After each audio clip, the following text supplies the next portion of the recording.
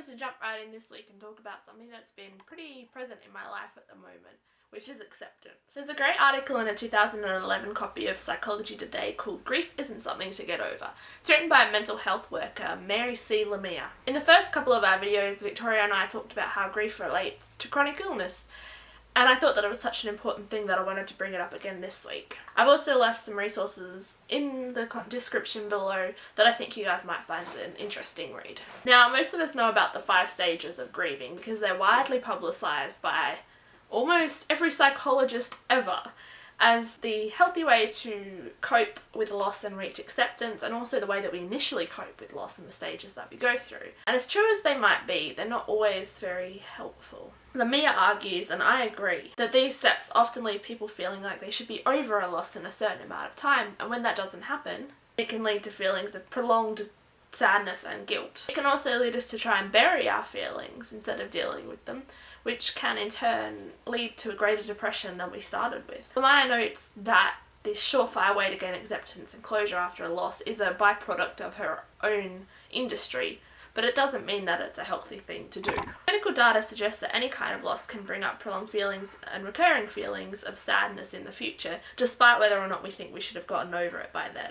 As Lemire says, we simply can't ever get over a loss. We can find ways to go on, we can find ways to bury our feelings or distract ourselves. And we can also observe that some feelings become less intense over time as we gain perspective and knowledge. But she says the issue is that we can't manually erase our emotional memory. There's an entire process of entire science behind how our brain does the memory thing, so I'll leave some articles below for you to read because I'm not smart enough for that. But it is thought that most emotional memories are cued memories, which means that we see something or think about something or hear something that reminds us of our loss and then feel the grief all over again. With that said, we can work towards reducing the impact of grief on our lives. Lots of people find that counselling works, or practising mindfulness, or even just talking to a trusted friend or family member. No matter what it is, if grief or loss or negative emotions are having an impact on your life, or you can't feel like you can't go on, it's important to seek help.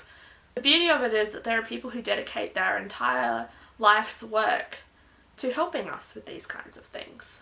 Lemire writes that the process of fighting off or trying to deny grief is actually contrary to the purpose of grief as an emotion. Rather than trying to bury or fight our feelings, we should acknowledge our feelings and try to cooperate with what that emotion is telling us. In essence, we should try to honour our emotions instead of ignoring them. Some people find solace in remembering what they learnt from the loss, and it's important to cry if you feel like crying. You should handle it in the most healthy way that feels natural to you. She says that the healthiest way to deal with loss or grief is to incorporate it into our lives and acknowledge that it's there. In a similar article, Chris Kresser writes that he was diagnosed with a chronic illness and followed this well-known, well-touted 5 steps to acceptance and closure and didn't find any peace at the end. He says instead of working only to be cured, acceptance became the primary focus of his spiritual practice. By no means does this mean you should give up medicine or trying to find a treatment or a cure that works for you, but that we should seek acceptance in the present moment. A lot of people with chronic illness, myself included, secretly don't regard the point from diagnosis to cure to be life. It's sort of like this void where nothing really counts until we're well again. We tend to think along the lines of life begins when we're cured, but life has already begun. This actually is life. Presta says that acceptance is often confused with the notion of giving up, but that giving up is actually submission and not acceptance at all. Acceptance simply means that we recognise the moment as it is. Acceptance is not a value judgment. Accepting that something is true in the moment doesn't mean that we approve of it, or that in the next moment we won't work to change it. It just means that we recognise that it is the truth in this particular moment. This also doesn't mean anything about the future. If we're to accept that something is true in this moment, it doesn't mean that we aren't going to work to make it different in the next moment. Kresser says, imagine that a person with chronic illness is someone who is constantly walking the dividing line between the past and the future. Looking back, they can see everything that illness has taken from them or forced them to relinquish. Looking forward, they can't see anything clearly. There isn't any going back to the past, and the future is very uncertain. Recently, I found that practicing acceptance in my life has really drastically improved my emotional well-being. Right now, I'm in pain, but that doesn't mean that 10 moments from now I'm still going to be in pain. It also doesn't mean that I can't work to change my situation to take the pain away or try new treatments. It just means that I recognise that in this very moment, I am in pain. But from point A to point B, I also need to accept that other things are happening in my life. Life doesn't just go on pause because I'm sick. I like to think of my emotional health as like a fuel gauge in a car. Whereas, you know, I check in the morning and maybe I'm at 40%. And I think, well, 40% is enough petrol to get somewhere, but not to get where I want to be. Maybe I need to fill up my tank. I need to do something like watch a movie or just practice self-care to get me to 60%.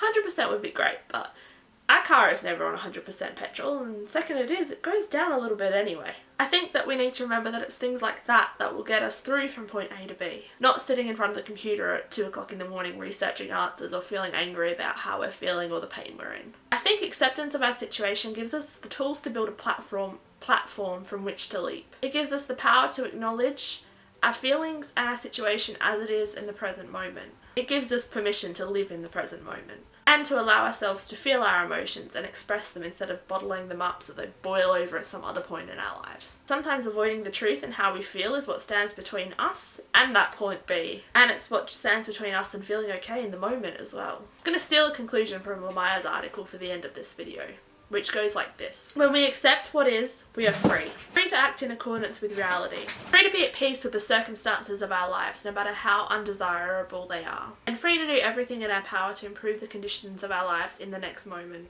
Life is now, whether you accept it or not. Be mindful of the future, but not at the expense of the moment. As always, don't forget to subscribe, give us a thumbs up, let us know what you think in the comments. You'll see Victoria in the upcoming video, and then I'll be back after that. See you later, have a great week, guys.